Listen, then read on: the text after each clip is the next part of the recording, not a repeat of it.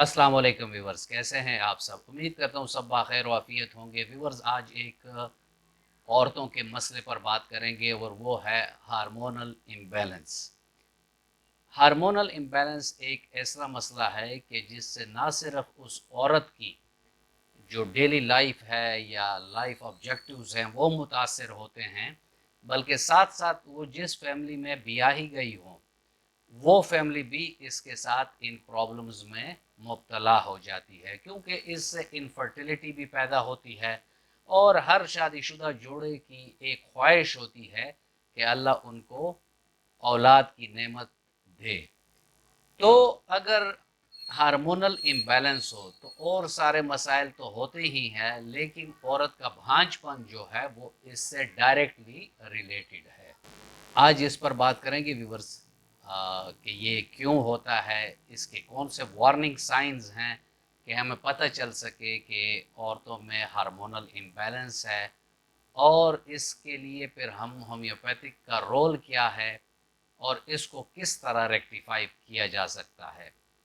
इन तमाम अवामिल पर बात होगी व्यूवर्स, लेकिन अगर आप मेरे चैनल पर नए हैं और अभी तक आपने चैनल को सब्सक्राइब नहीं किया तो चैनल को सब्सक्राइब कर दें और बेल आइकन दबा दें, ताकि इस तरह की मुफीद वीडियोस आप लोगों को वक्तन फ़वक्तन मिलती रहें।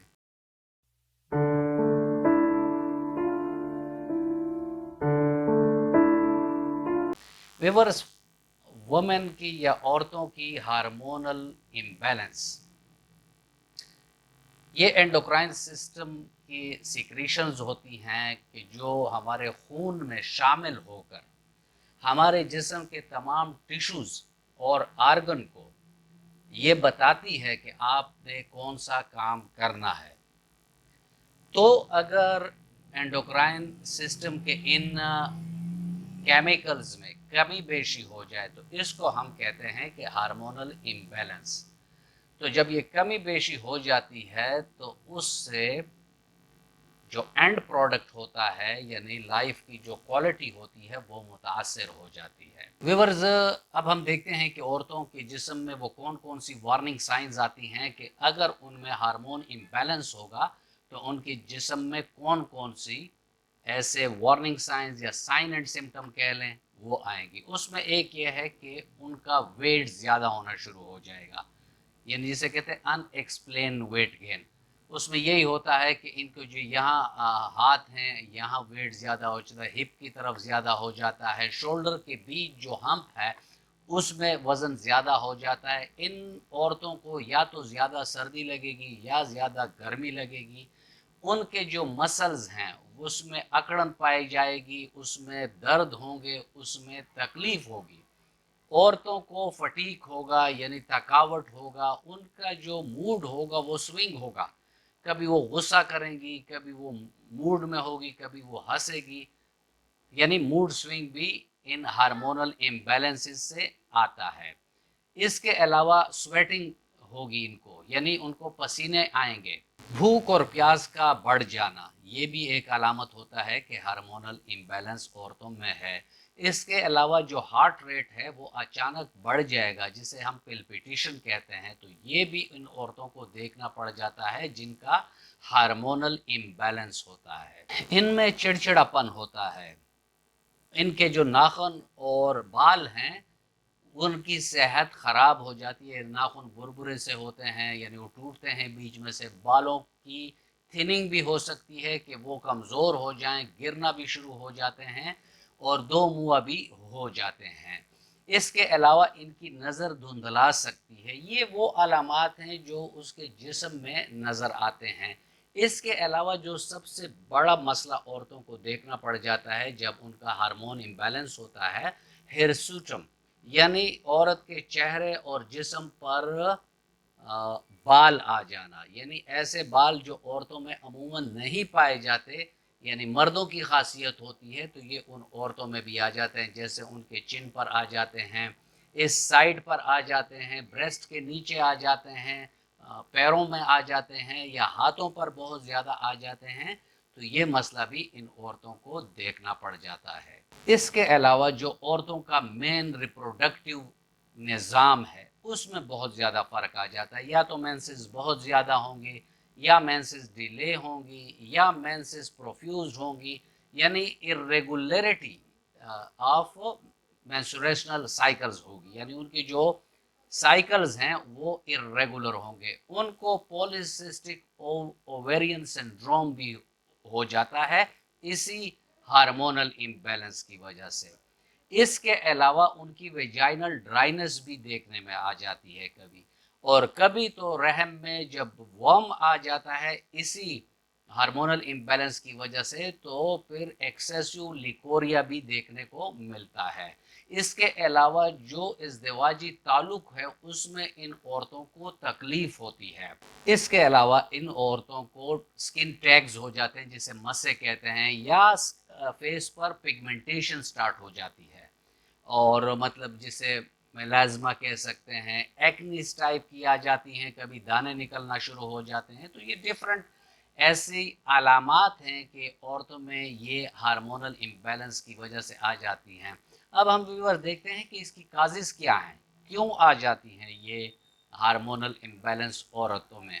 اس میں جو کامن کازز ہیں، تو بعض عورتیں اورل کنٹراسیپٹیو پلز استعمال کرتی ہیں تاکہ اولاد میں وقفہ کیا جائے، جو کہ کنونشنل میڈیسن میں ہے. تو ان سے بھی ان لوگوں کی ہارمونل ڈسٹربنسز دیکھنے میں آتی ہے. اللہ نہ کرے کسی کو کارسینوما ہو گیا تو اس کی جو میڈیکیشن ہے وہ بھی ہارمونل امبیلنس پیدا کرتی ہے. اس کے علاوہ جو ہماری ڈیلی لائف میں کھانے پینے کا جو لائف سٹائل ہوتا ہے اس کی وجہ سے بھی ہارمونل امبیلنس دیکھنے میں آتا ہے. سٹریس، انزائٹی، ڈپریشن، یہ تین عوامل بھی ایسے ہیں کہ جس کی وجہ سے عورتوں میں ہارمونل امبیلنس آ جاتا ہے. یا پیچوٹری گلینڈ میں کوئی ٹیومر ہو جائے تو اس کی وجہ سے بھی ہو سکتا ہے. اس کے علاوہ ہائپوتھائرائڈزم اور ہائپر تھائرائڈزم، اس کی وجہ سے بھی یہ مسئلہ دیکھنے کو ملتا ہے کہ عورتوں میں ہارمونل امبیلنس آ جاتا ہے. ایڈیسن ڈیزیز اور کوشنگ سنڈروم، اس میں بھی عورتوں میں ہارمونل امبیلنس پایا جاتا ہے. اس کے علاوہ تھائرائیڈائٹس جو ہو گیا ہے، یعنی تھائرائیڈ گلینڈ کی انفلیمیشن اگر ہو جائے تو اس میں بھی یہ مسئلہ دیکھنے کو ملتا ہے. ہائپوگوناڈزم ان وومن، اس کی وجہ سے بھی عورتوں میں ہارمونل امبیلنس ہو جاتا ہے. ڈائبٹیز ٹائپ 1 اور ڈائبٹیز ٹائپ 2 کی وجہ سے بھی عورتوں میں ہارمونل امبیلنس پایا جاتا ہے. کچھ عورتوں کے دل کے عوارض ہو جاتے ہیں یا ہائپر ٹینشن کے عوارض ہو جاتے ہیں تو اس کے لیے وہ میڈیکیشن لیتی ہے، تو اس کی وجہ سے بھی ہارمونل امبیلنس آتا ہے. مینوپاز میں ایک جرنل سی بات ہے کہ اس میں ہارمونل امبیلنس آتا ہے تو اس کے لیے تو پھر ہارمون ریپلیسمنٹ تھراپی کنونشنل میں دی جاتی ہے، جبکہ ہومیوپیتھک میں ہماری اپنی ادویات ہیں جس میں اس کمی کو دور کیا جا سکتا ہے. اس کے علاوہ جو بریسٹ فیڈنگ کا زمانہ ہوتا ہے تو اس میں بھی ہارمونل ڈسٹربنسز یا اپ اینڈ ڈاؤن ہو جاتا ہے. اس کو معلوم کرنے کا آسان طریقہ ہے کہ آپ لیبارٹری میں ٹیسٹ کرا لیں اپنے ہارمون لیول کا، تھائرائیڈ کا ٹیسٹ کرا لیں، اینڈوکرائن سسٹم کے جو اور سیکریشنز ہیں اس کے لیبارٹری میں ٹیسٹ ہوتے ہیں، اور گائناکالوجسٹ کے پاس جا کر پیلوک ایگزامینیشن کی جا سکتی ہے. اس کے علاوہ الٹرا ساؤنڈ جو ہے اس کے ذریعے بھی معلومات ہو سکتی ہے. تو اس طریقے سے آپ اس مسئلے کو دیکھ سکتے ہیں.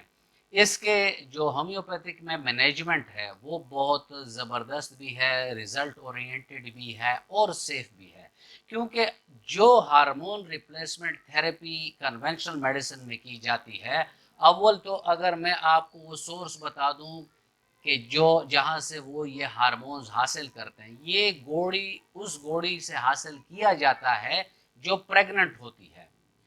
پریگننٹ گوڑی یعنی ہارس جو ہے اس کے پیشاب سے یہ چیز حاصل کی جاتی ہے اور عورتوں کو ایز اے سپلیمنٹ پھر یہ دیا جاتا ہے.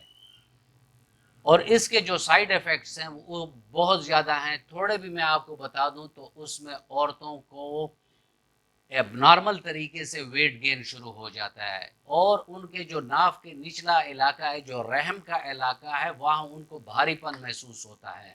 ان کے ہپس پر بھی اب نارمل طریقے سے گوشت چڑھنا شروع ہو جاتا ہے.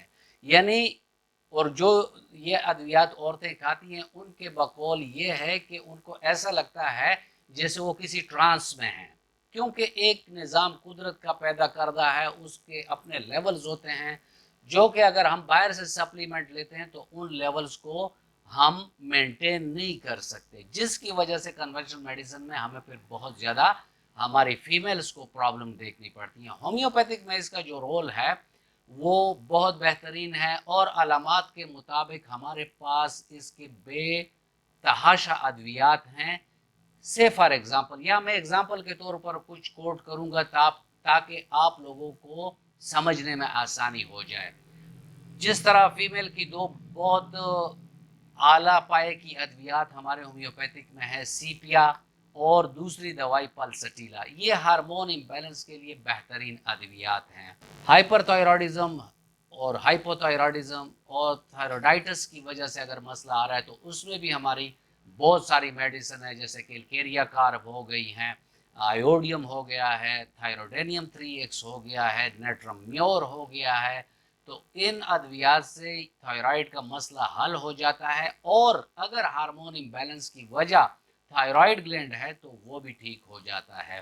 اس کے علاوہ مطلب کہنے کا یہ ہے کہ جو علامت عورتوں میں پائی جائے اور جس چیز کی اس میں کمی ہو تو اس کی بالمثل دوائی تمام علامات دیکھ کر ہم دے سکتے ہیں، اور اس کے لیے آپ کبھی بھی سیلف میڈیکیشن یا نیٹ پر کوئی ویڈیو دیکھ کر یا کوئی آرٹیکل دیکھ کر آپ اپنے لیے کوئی میڈیسن سلیکٹ نہ کریں، کیونکہ ایک بہت نازک مسئلہ ہوتا ہے۔ آپ کو اپنے ہومیوپیتھک ڈاکٹر کے پاس جانا چاہیے تاکہ وہ آپ کو بالمثل دوائی دے سکے اور اس سے آپ کا مسئلہ ونس فار آل ٹھیک ہو سکے۔ ویورز، یہ تھا آج کا ٹاپک، اور میں امید کرتا ہوں کہ آپ کو اچھا لگا ہوگا۔ اگر آپ کو اچھا لگا ہے تو ویڈیو کو لائک کر دیں اور فرینڈ اینڈ فیملی ممبرز کے ساتھ اس کو شیئر کر دیں۔ ملتے ہیں کسی ایسی ہی اچھی ویڈیو میں، تب تک کے لیے اجازت، اللہ حافظ۔